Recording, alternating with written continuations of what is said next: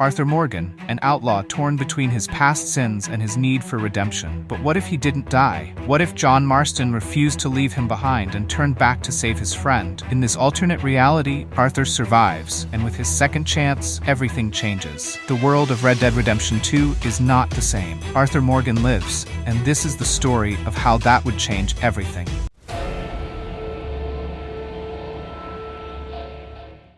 When we first encounter Arthur Morgan, he's a man caught between loyalty and his growing conscience. In the original story, he sacrifices himself on that cold mountain, letting go of everything he had known. But what if things had gone differently? What if, in that moment, John Marston decided not to leave him behind? Instead of losing his mentor, John refuses to abandon him. He drags Arthur to safety. The snow is falling heavily now. The Pinkertons are close, but John will not give up on Arthur. Not again. With bloodied hands and a determined heart, John keeps Arthur alive.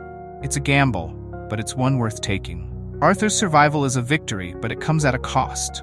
The tuberculosis still lingers, and his body is fragile, but something inside Arthur changes. He doesn't want to die, not like this. He doesn't want to leave the world in such a state of chaos. Arthur knows he doesn't have long, but with the help of his brothers, he plans his next moves carefully. This time, redemption is not just about him. It's about those he's left behind. And for the first time in years, he's determined to make things right. As the gang faces its demise, Arthur becomes more involved in helping John and the others. No longer just a man running from his past, Arthur takes it upon himself to protect his family, the people who've stood by him all these years. The question is, can he change his fate before it's too late? Arthur begins to play a more pivotal role in the gang's actions. He helps John track down Micah and the remaining members of the Van der Linde gang who've gone rogue. Together, they hunt down the traitors in the gang, like Bill Williamson and Dutch, not out of anger, but as a final act of putting things to rest. And then there's Mary Linton. Arthur had always loved her, but time had run its course. Still, as Arthur's health improves, against the odds, he seeks redemption with her as well. He knows the life he's led can't be forgotten, but maybe it can be forgiven. Maybe there's a chance for him to live the peaceful life he once dreamed of, not just for himself, but for Mary too. With the Van der Linde gang scattered, Arthur and John turn their attention to the bigger threat. The Pinkertons. Ross and his forces are still breathing down their necks, but this time they're ready.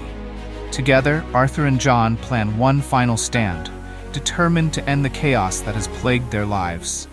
The final battle isn't just a fight for survival, it's a chance to close the book on a dangerous chapter. Ross and his army will stop at nothing to bring them down. But Arthur and John are not the men they once were. They're fighters, survivors, and they have something to prove. In a brutal showdown, Arthur faces off against Ross's men, the two old friends working seamlessly to fight side by side. But it's not just about the violence. Arthur knows this is his last chance to make it right, to leave something for the next generation. The battle ends, but the scars remain. The law has been defeated, and Ross is no longer a threat. In this alternate reality, Arthur Morgan lives. But more than that, he's given a chance to start over. Arthur returns to Beecher's Hope with Mary Linton, ready to build a life, free of the violence that defined him.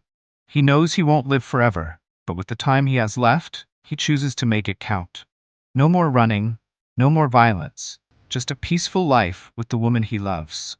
John and Abigail also settle down, raising Jack in a world that's no longer dictated by bloodshed. And though Arthur's journey is far from perfect, he finds something he's never had: peace. It's bittersweet, isn't it? The West may have broken them, but it also gave them the chance to rebuild. To live with the choices they made, but also with hope for the future. So, what do you think? Could Arthur's survival really have led to a better ending?